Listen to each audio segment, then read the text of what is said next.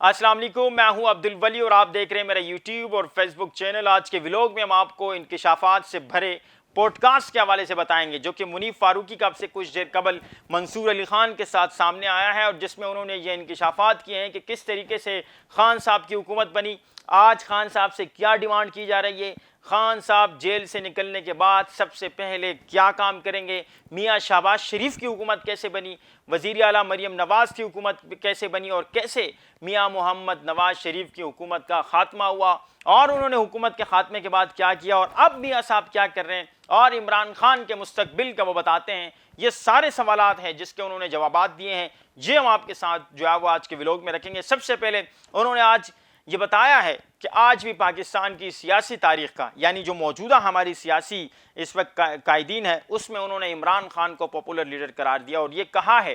कि इमरान खान आज भी पंजाब और खैबर पख्तूनख्वा में सबसे दीगर तमाम तर जितनी भी सियासी जमातें हैं अपोजिशन की, चाहे वो मुल्की सतह पर हो या फिर सूबाई सतह पर हो, उनसे इस वक्त इमरान खान की पॉपुलरिटी ज़्यादा है। और वह ये बता रहे हैं कि इमरान खान जब हुकूमत से निकले तो उन्होंने सबसे पहले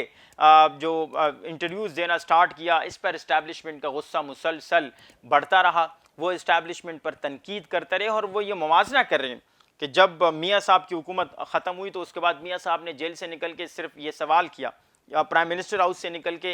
ये सवाल किया कि मुझे क्यों निकाला क्या। उसके बाद हमने देखा कि मियाँ साहब जो है वो जिस तरीके से वो बाहर गए और जेल और ये सारा एक लंबा सफ़र है, लेकिन जब वो सबसे पहले सामने आए हुकूमत के ख़ात्मे के बाद तो वो गुजरावाला का PDM दौर का जलसा था जिसमें उन्होंने बाकायदा तौर पर जनरल फैज़ और जनरल बाजवा का ये उनसे ये सवाल किया था कि आपको मेरे हुकूमत के ख़ात्मे का जवाब देना पड़ेगा। उसके बाद हमने देखा कि किस तरीके से मियाँ साहब पर तनकीद हुई और उनके ऊपर बाकायदा तौर पर उनकी तकारीर नशर करने पर पाबंदी लगी। ये भी एक बहुत लंबा सफ़र है, लेकिन वो ये बताते हैं कि जब खान साहब हुकूमत से निकले तो उन्होंने हर एक चैनल को इंटरव्यू देना शुरू किया, बड़े बड़े यूट्यूबर्स को चैनल देना शुरू किया, मिलियंस व्यूज़ आ रहे थे, डेली वो इस्टेब्लिशमेंट के ऊपर वो इल्ज़ाम लगाते थे जो कि बिल्कुल वहमो गुमान से भी आउट थे। तो ये सारी चीज़ें हैं और साथ ही वो ये भी बता रहे हैं कि इमरान खान ने जो जब वो हुकूमत से निकले तो उसके बाद फौरी तौर पर उन्होंने जनरल आसिम मुनीर की जब तैनाती हो रही थी बतौर आर्मी चीफ तो उसे रोकने की कोशिश की और उसकी उन्होंने वजूहत बताई है। जिस तरीके से हम ये जानते हैं कि बुशरा बीबी की जो करप्शन की फाइल है वो देकर आए थे बतौर DGISI और उनके सामने उन्होंने रखी थी कि खान साहब आपकी हुकूमत में इस वक्त आपकी अहलिया और दीगर जो आपके करीबी लोग हैं वो किस तरीके से करप्शन कर रहे हैं, लेकिन खान साहब को ये चीज़ बर्दाश्त नहीं थी और जब ये आर्मी चीफ बनने जा रहे थे तो खान साहब ने बाकायदा तौर पर एक प्रोटेस्ट करके एक तहरीक चलाकर उनकी हुकूमत का उनको बतौर आर्मी चीफ रोकने की कोशिश की। साथ ही वो ये भी बता रहे हैं कि जिस तरीके से अब ये गुफ्तगू सामने आ रही है कि इमरान खान को ये ऑफ़र की जा रही है कि आप मुल्क से बाहर जाएं, तो उसकी उन्होंने तरदीद की है कि इमरान खान को न तो जेल से रिहा किया जा रहा है और न ही उनसे ये ऑफ़र की जा रही है कि आप मुल्क से बाहर चले जाएं, क्योंकि खान साहब के ऊपर कोई ट्रस्ट करने के लिए इस वक्त तैयार नहीं है। खान साहब जैसे ही जेल से बाहर निकलेंगे तो और साथ ही मुनीफ फारूकी ये भी कह रहे हैं कि वो दो काम सबसे ज़्यादा करेंगे, एक तो वो इस्टेब्लिशमेंट के सबसे ज़्यादा करीब ख़ुद को करने की कोशिश करेंगे और मियाँ शहबाज शरीफ से भी आगे ख़ुद को पेश करेंगे कि मैं शहबाज शरीफ से भी ज़्यादा जो है वो आपकी खातिरदारी कर सकता हूँ। मुनीफ फारूकी साहब ये इसके अलावा ये फरमा रहे हैं कि वो जो अपोजिशन जमातें हैं जिसमें पीपल्स पार्टी है, नून लीग है, उसके साथ बोला वो हशर करेंगे कि वो याद रखेंगे और जो उनके साथ हुआ है तो वो उस वक्त हुकूमत में आके ये ऑर्डर देंगे कि मल्टीप्लाई बाई 2 करें, यानी जो इन्होंने मेरे साथ किया है आज जो वो भुगत रहे हैं तो वो कहेंगे कि इनके साथ इसके डबल किया जाए।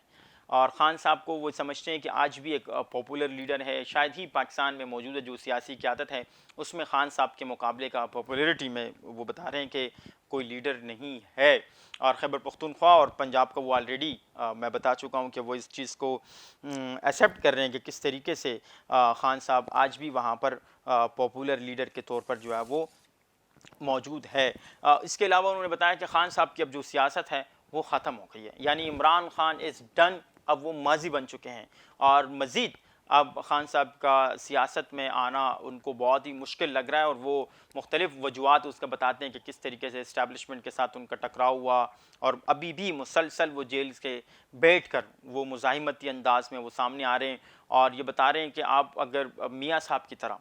मियाँ शहबाज शरीफ की तरह और वज़ीर आला मरीम नवाज़ साहिबा की तरह आपने अगर हुकूमत में आना है तो आपको क्या करना होगा, वो उसका फार्मूला बताते हैं। माजी में हमने देखा कि जब पीडीएम का दौर हुकूमत था तो मरीम नवाज़ साहिबा ये कहा करती थी कि मुज़ाहिमत होगी तो ही मुफाहिमत होगी, लेकिन उसके बाद हमने देखा कि किस तरीके से वो इस्टेब्लिशमेंट के करीब हुए, आज वो हुकूमत में हैं। मियाँ नवाज शरीफ साहब का मैंने बताया, वो तकारीर किया करते थे, इस्टेब्लिशमेंट के बाकायदा नाम लेकर कहा करते थे कि आपको हिसाब देना पड़ेगा, लेकिन बाद में मुफाहिमत हुई और वो आज उनके बड़े छोटे भाई मियाँ शहबाज शरीफ साहब हुकूमत में हैं। तो आप, एक हकीकत है इस्टेब्लिशमेंट इस मुल्क के अंदर, उनसे आप टकराव नहीं कर सकते। अगर आप वाकई चाहते हैं, आपको चीज़ें बदलनी हैं, आपको अपने हालात बदलने हैं, आप चाहते हैं कि थोड़ा सा आसानियों का एक सफ़र शुरू हो, थोड़ी सी ठंडी हवाएं लगे आपके ऊपर भी, तो उसके लिए आपके पास एक ही रास्ता है। एक तो आपसे जो डिमांड की जा रही है कि 9 मई और उसके ऊपर आप माफ़ी मांगिए बाकायदा तौर पर, और दूसरा जो रास्ता है, आपने इस्टेब्लिशमेंट पर अपनी तनकीद रोकनी होगी। जिस तरह आप मुसलसल कर रहे हैं, आपके ट्विटर एक्स अकाउंट से मुसलसल मौजूदा जो क़यादत पर आप तनकीद कर रहे हैं, तो इसी को बुनियाद बनाकर जो सीनियर साहब तज्ज़ियाकार है